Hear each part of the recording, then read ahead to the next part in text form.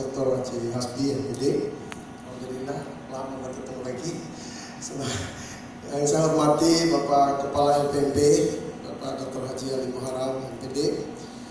Yang saya hormati Bapak Kepala FAUDMI, Pak Arman. Yang saya hormati Kepala Bidang Pendidikan, Kepala Bidang GTK Provinsi Sulawesi Selatan. Yang saya hormati, saya muliakan Bapak Ibu para Kepala Dinas Pendidikan Kota Kabupaten seluruh Sulawesi Selatan dan dari kota lain yang bergabung. Alhamdulillah, mari kita menyampaikan puji syukur kepada Allah Subhanahu wa taala, Tuhan yang Maha Kuasa, Tuhan yang Maha Esa. Pada malam ini semua kita diperkenankan untuk berada dalam kondisi yang sehat, dan kita berharap kondisi ini tetap bisa kita jaga, tetap kita diberi rahmat oleh Allah Subhanahu wa taala, sehat selama mengikuti acara ini dan hari-hari berikutnya. Bapak Ibu yang saya muliakan, pertama-tama izinkan saya atas nama Kepala Dinas Pendidikan Provinsi Sulawesi Selatan untuk menyampaikan selamat datang kepada Bapak dan Ibu para peserta di Kota Angin Mamiri, utamanya yang berasal dari luar Kota Makassar. Selamat datang di acara ini. Tapi kalau yang dari Sulawesi Selatan itu sudah sangat familiar dengan keadaan yang berada di Kota Makassar. Tentu saja kami mengapresiasi terselenggaranya kegiatan sosialisasi kebijakan peraturan pendidikan bidang pendidikan anak usia dini, pendidikan dasar dan pendidikan menengah yang kita selenggarakan pada malam ini dan esok. Dan ini tentu sangat istimewa karena kegiatan ini dilakukan juga di sela-sela kita masih dalam keadaan menghadapi COVID-19. Dan tentu kami sangat berharap Bapak Ibu sesuai dengan anjuran Satgas COVID Provinsi untuk kita juga tetap menjaga protokol kesehatan selama kita mengikuti acara ini. Bapak Ibu yang berbahagia, sejak pandemi COVID-19 melanda negara kita, sebagai juga bagian dari negara-negara lain, kita menyadari bahwa dunia bidang pendidikan kita itu sangat mengalami dampak yang signifikan. Terjadi saat ini kita merasakan bahwa telah terjadi transformasi yang sangat cepat, akselerasi yang sangat cepat dalam bidang teknologi pembelajaran. Yang sebelumnya kita akui bahwa penggunaan atau aplikasi teknologi pembelajaran yang sifatnya masih sebagai suplemen, saat ini kita mengakui bahwa percepatan itu benar-benar kita rasakan, dan juga saat ini bukan lagi sebagai suplemen, tapi justru berperan sebagai hal yang komplementer. Sudah menjadi kebutuhan utama, dan bahkan sekolah-sekolah saat ini akan berlomba untuk melakukan digitalisasi aplikasi dalam kegiatan pembelajaran.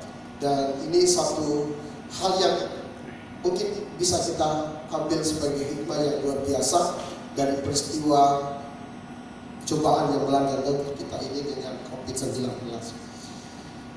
Bapak Ibu, khusus di Sulawesi Selatan, kami sampaikan sekaligus pada Bapak Dirjen bahwa dengan kebijakan PPJ berlangsung melalui kegiatan BDR, dari hasil survei yang kami lakukan terhadap pelaksanaan BDR di Sulawesi Selatan, alhamdulillah pelaksanaan BDR untuk SMA dan SMK itu terselenggara sebanyak 98%.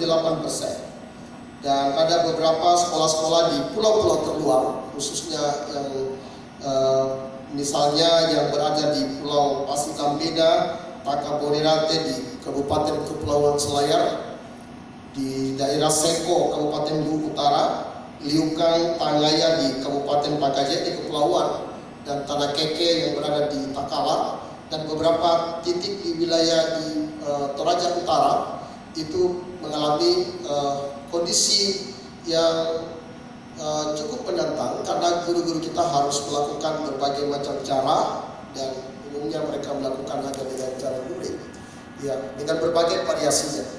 Tapi dalam kegiatan monitoring yang kami lakukan pun juga sama seperti yang Bapak Ibu lakukan, para kepala dinas pendidikan kota kabupaten, juga kami merasakan adanya inovasi dan kreativitas yang tinggi, seperti yang dilakukan terakhir kami lihat langsung di Kabupaten Sinjai. ada Pak Kadis dari Sinjai, ada yang mewakili.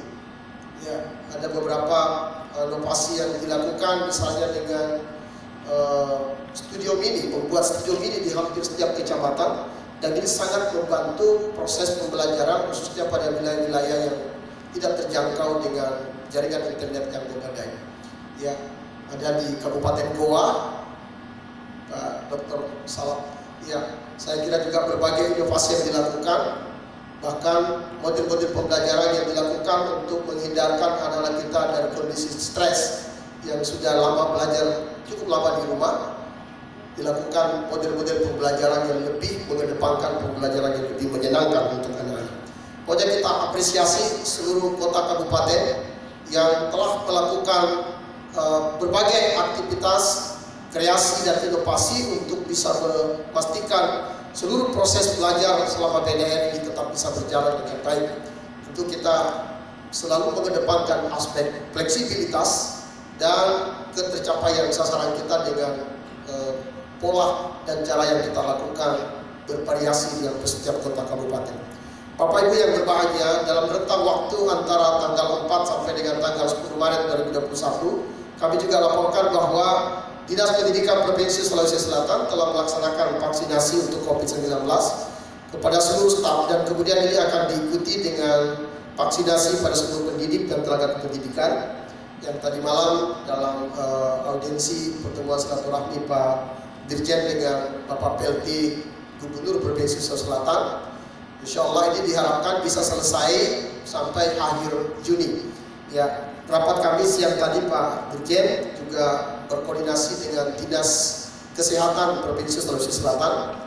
Seluruh data untuk guru yang berada di bawah kewenangan Dinas Pendidikan Provinsi sudah kita serahkan kepada Dinas Kesehatan Kota Kabupaten untuk dilakukan vaksin seperti yang menjadi harapan bersama. Nah, vaksinasi ini tentu diharapkan juga dapat terselenggara dengan baik, terlaksana dengan baik di seluruh kota kabupaten untuk memastikan bahwa kegiatan belajar tatap muka dalam waktu yang tidak terlalu lama bisa segera kita rasakan kembali. Bapak Ibu yang berbahagia, berbagai model pembelajaran yang dilaksanakan khususnya tadi di pulau-pulau yang kami sampaikan. Ada sejumlah aktivitas guru yang dikembangkan, misalnya dengan guru mendatangi siswa di rumah atau yang kita sebut dengan guru keliling. Ada juga yang melaksanakan pembelajaran di teras masjid, ada pembelajaran yang berlangsung di atas perbukitan. Saya terakhir mendatangi satu titik di daerah Goa, Pokolompo namanya Pak Dr. Salam, yang itu belum ada jaringan signal masuk di sana. Ya, saya datang menyaksikan langsung anak-anak belajar aktif di bawah kolom rumah, dan guru-gurunya ya luar biasa, mereka bisa membelajarkan anak-anak dalam suasana yang seperti itu. Bapak Ibu yang saya hormati, terakhir saya kira sosialisasi kebijakan bidang PAUD Dikdas dan Dismen yang dilakukan oleh Kemendikbud ini tentu sangat bermanfaat bagi kita semua yang berada di daerah, karena dengan sosialisasi ini tentu berbagai informasi penting yang terkait dengan bantuan operasional sekolah, dana alokasi khusus fisik maupun non fisik, evaluasi pembelajaran jarak jauh, belajar tatap muka, pelaksanaan asesmen nasional, juga tentang PPDB, dan bahkan mungkin berbagai informasi lainnya bisa kita dapatkan informasi terkini dari kegiatan sosialisasi yang kita lakukan kali ini, dengan harapan akan terjadi kesamaan persepsi antara pusat dan daerah, sehingga untuk penyelenggaraan kegiatan ini diharapkan bisa berlangsung dengan baik untuk memastikan bahwa seluruh kebijakan baik dalam bidang PAUD, Dikdas dan pendidikan menengah bisa satu persepsi, satu sikap dan satu pola tidak yang akan kita lakukan ke depan. Bapak Ibu yang berbahagia, inilah yang dapat saya sampaikan. Selamat mengikuti kegiatan sosialisasi, dan saya tutup dengan pantun Pak. Minum sarapan dalam gelas, jangan lupa makan songkolok panas. Walaupun ada COVID-19, acara sosialisasi tetap berbekas. Demikian, terima kasih. Mohon maaf kalau ada yang kurang berkenan. Sekali Sekali lagi selamat mengikuti kegiatan ini dengan baik, dan kita berharap dari kegiatan sosialisasi ini kita akan mendapatkan informasi yang akan sangat bermanfaat untuk pengambilan kebijakan dan juga untuk realisasi berbagai kegiatan-kegiatan kita di daerah masing-masing. Terima kasih Bapak Dirjen yang menempatkan kegiatan ini di Makassar sehingga kami bisa mendapatkan informasi yang lebih dekat dari sumber asli. Demikian, wabillahi taufiq wal hidayah. Assalamualaikum warahmatullahi wabarakatuh.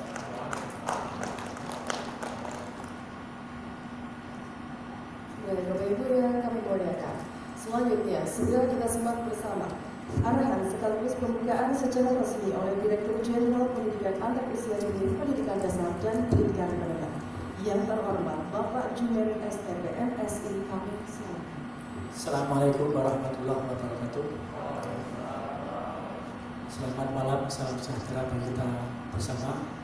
Bismillahirrahmanirrahim. Wala haula wala quwwata illa billah. Yang saya hormati Pak Kadisdik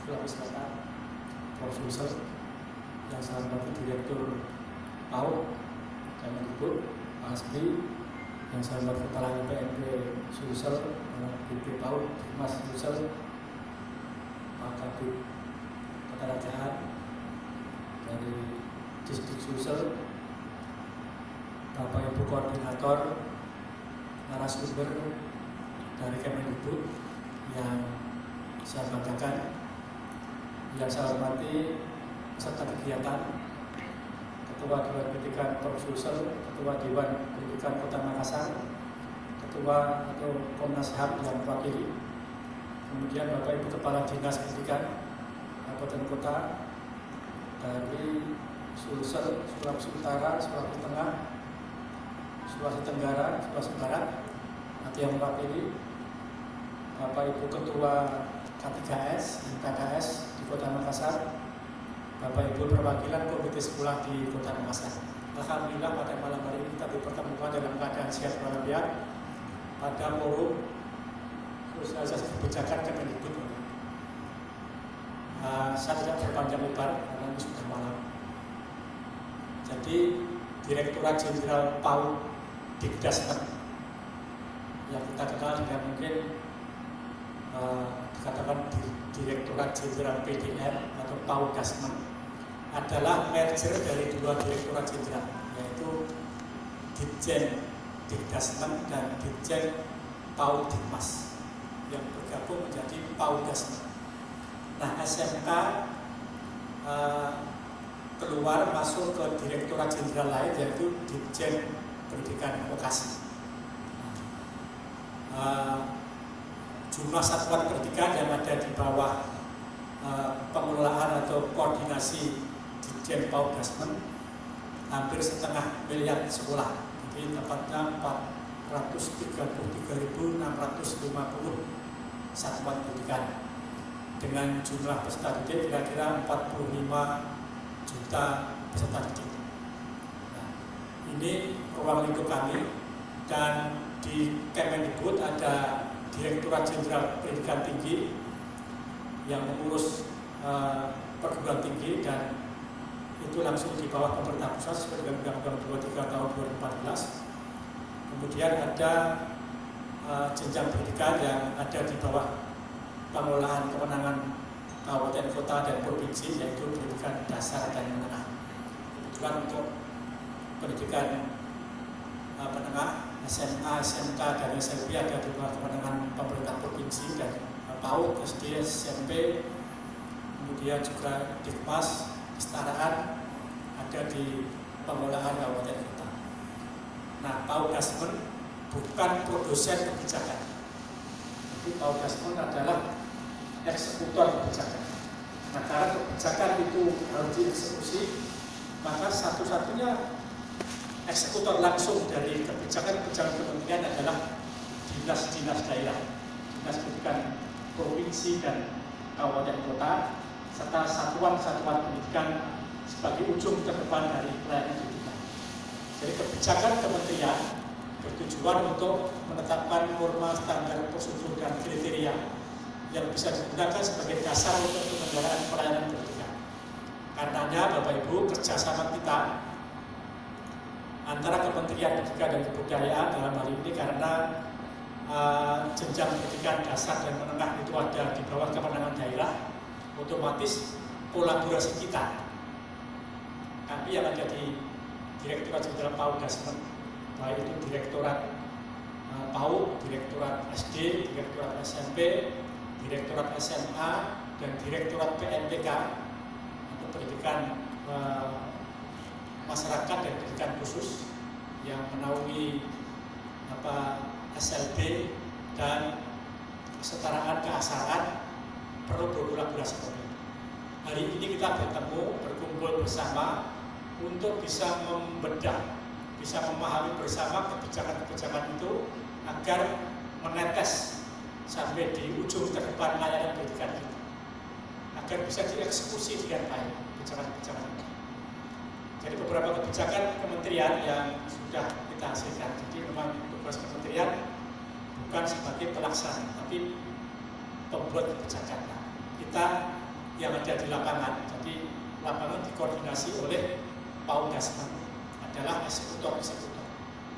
Nah, harus dipastikan bahwa antara kebijakan yang dibuat dengan eksekusi yang ada di lapangan bisa match, bisa klop, bisa sejalan, agar layanan kita untuk mencapai mutu pendidikan.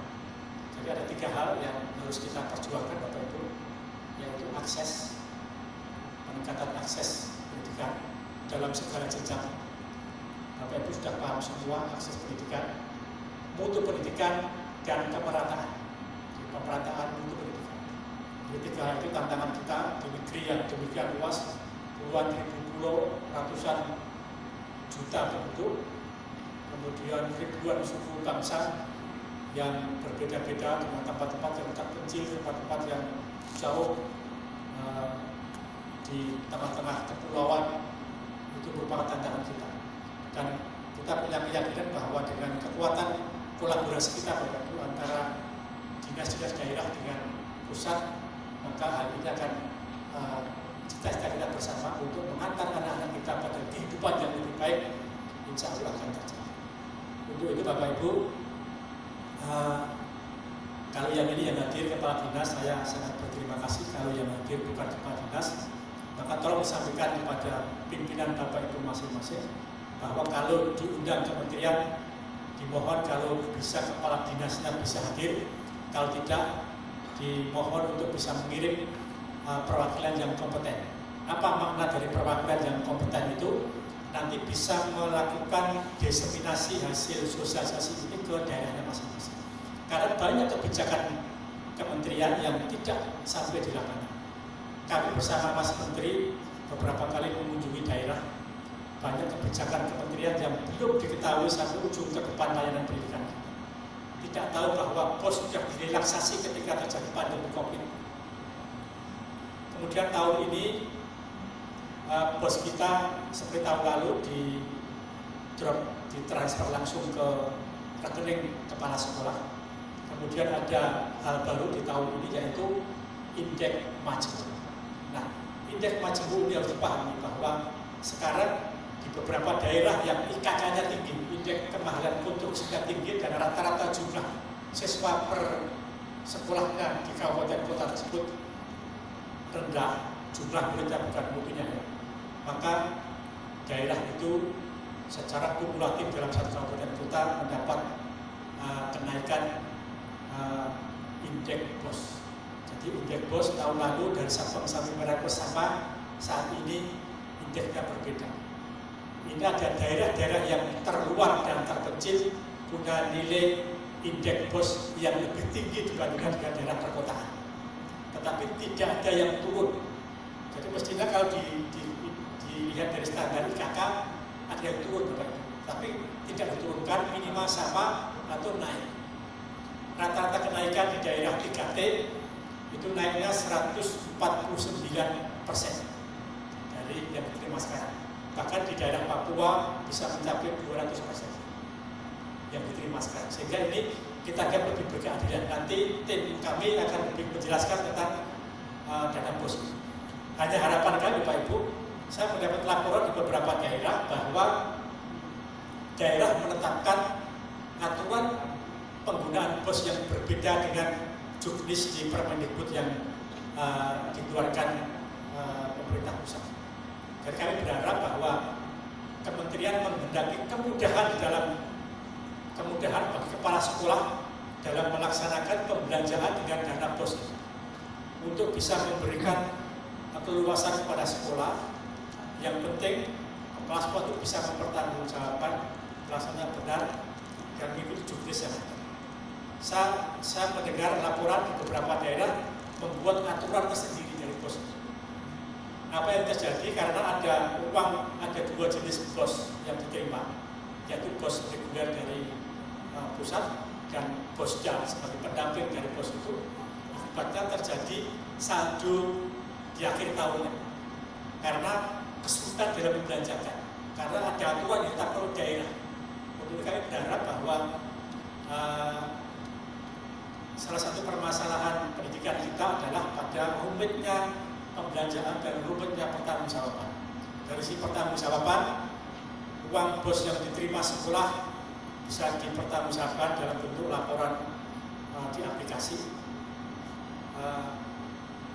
dropping dana BOS tahap 1 sebagai dasar laporannya untuk dasar mencairkan tahap ketiga, bukan untuk mencairkan tahap kedua. Sehingga ada jeda satu tahap tidak wajib melaporkan. Itu adalah salah satu kemudahan yang diberikan kepada satuan pendidikan. Karena kita menyadari bahwa banyak sekolah-sekolah, terutama satuan SD, mengalami kesulitan dalam mempertanggungjawabkan uang. Karena kepala sekolah sekaligus berfungsi sebagai bendahara, sebagai kepala tata usaha, dan berbagai macam kegiatan. Dan ini sangat menyulitkan saudara-saudara kita yang dari jenjang SD. Kemudian Bapak Ibu, ada kebijakan tentang PPDB. PPDB sudah kita buat di Permendikbud tentang PPDB tahun ini ada kelonggaran yang lebih besar kepada daerah untuk bisa melakukan improvisasi dalam pelaksanaan PPDB.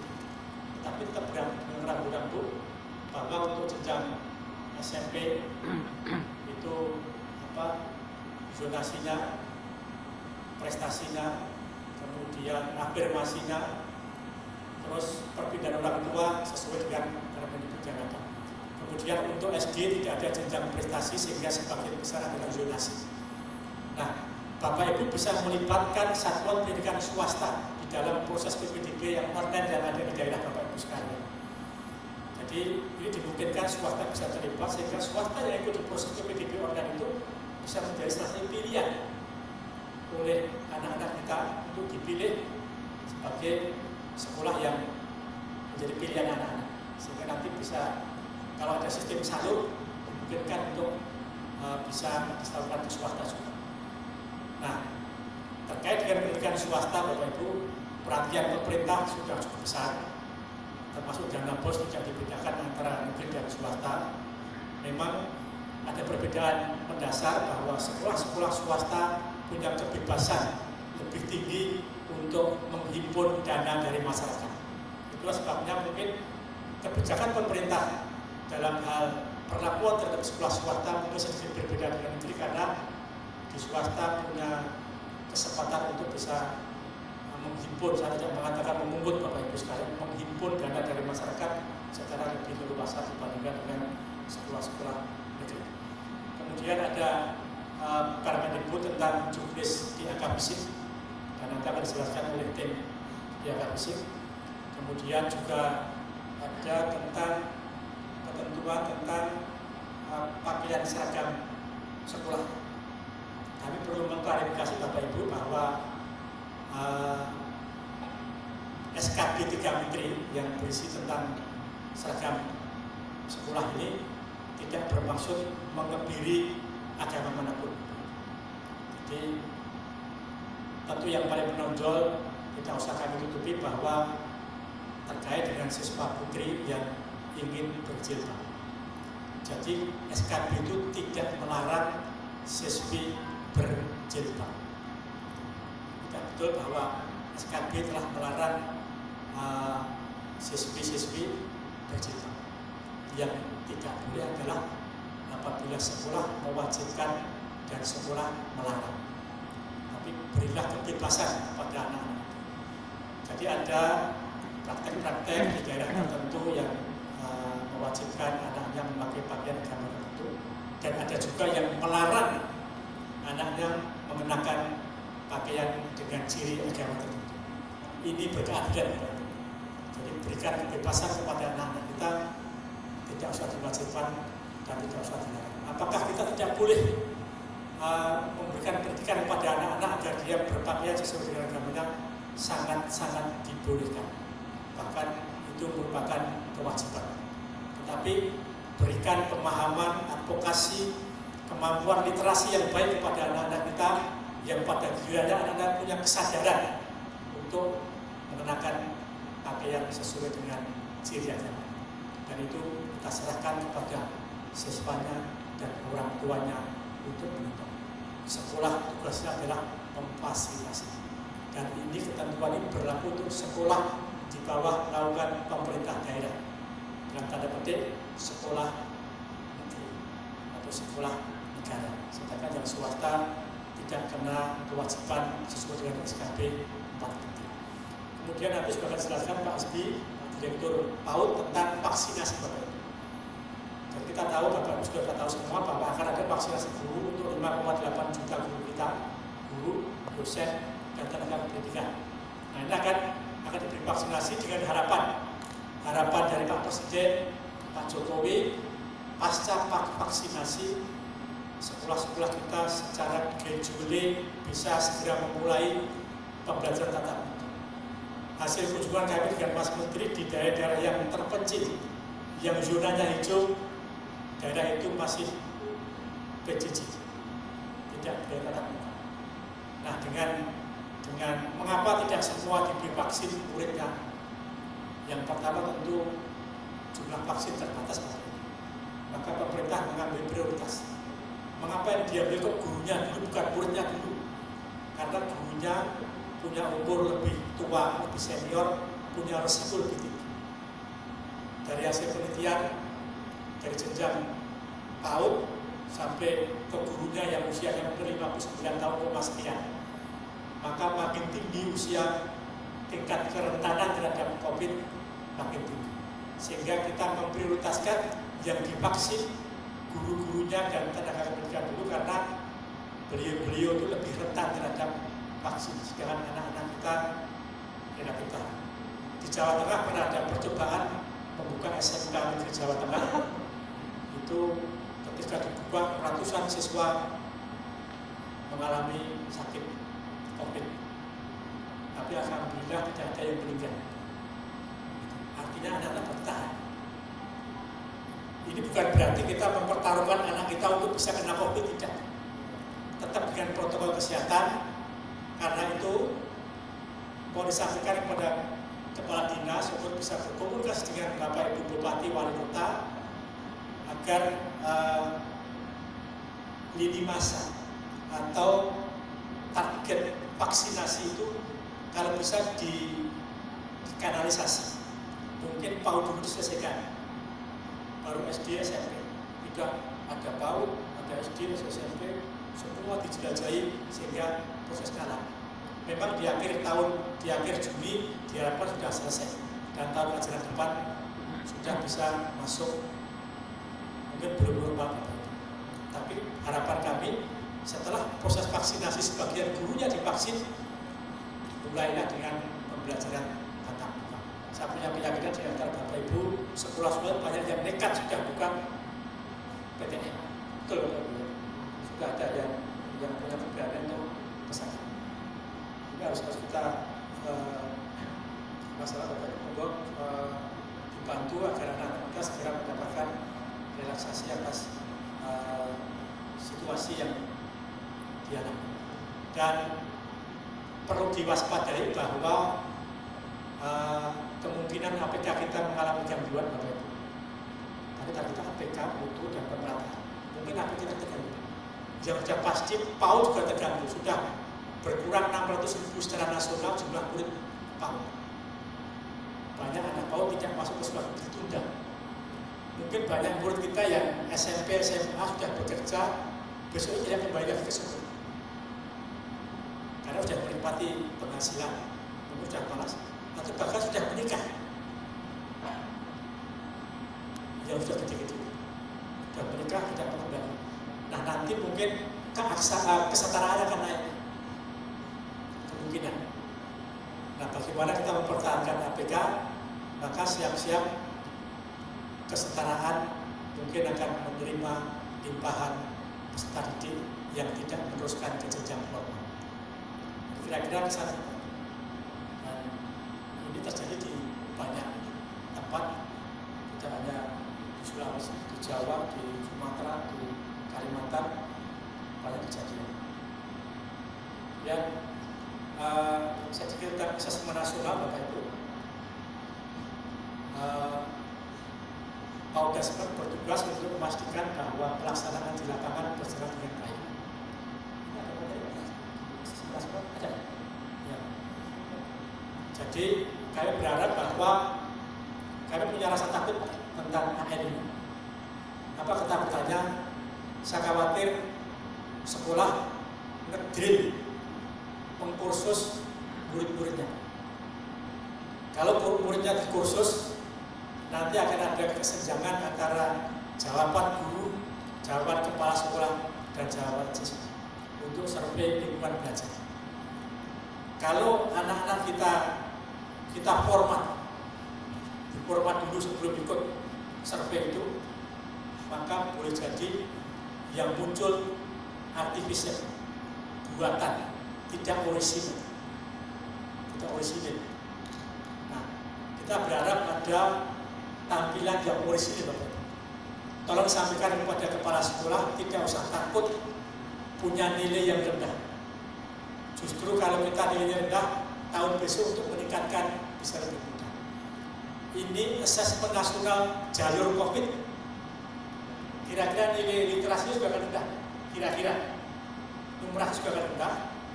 Biarkan rendah, supaya kita bisa mengerti resep apa yang tepat untuk mengatasi ini.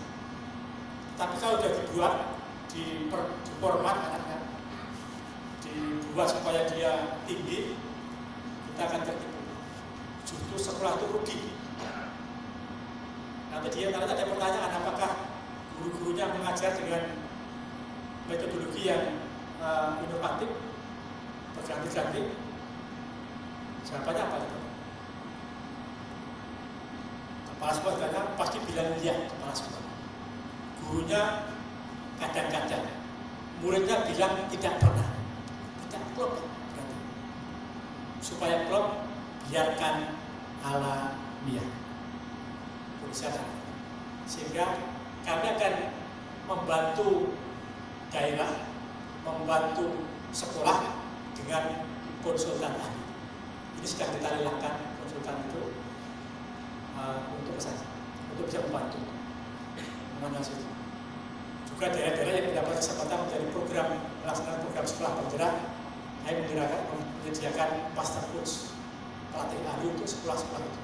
Dan nanti sekolah itu akan menjadi narasumber bagi sekolah-sekolah tetangga, menjadi katalisator bagi pengembangan sekolah berikutnya. Itu beberapa hal Bapak Ibu. Sekali lagi saya mengucapkan terima kasih atas kehadiran Bapak Ibu sekalian, dan sekali lagi saya berharap karena kita sama-sama punya tugas mengawal jenjang pendidikan dari PAUD, SD, SMP, SMA, SLB, kesetaraan dan keaksaraan. Mari terus bekerja sama, terus bergotong royong untuk memastikan anak-anak kita punya hak belajar yang merata, bermutu dan merata. Itu biar tugas kita bersama insan-insan pendidikan. Bapak Ibu, kiranya itu masa jabatannya dari Pak Asbi dengan mengucap Bismillahirrahmanirrahim, kegiatan sosialisasi kebijakan atau peraturan bidang pendidikan pada jenjang ini digas di Hotel PowerPoint Kota Makassar, Provinsi Sulsel secara resmi saya nyatakan dimulai.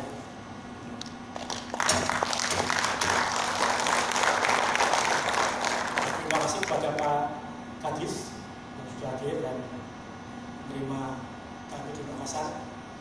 Dan pasti Bapak Ibu kan juga belanja di Makassar, itu bagian dari menggerakkan roda perekonomian Makassar.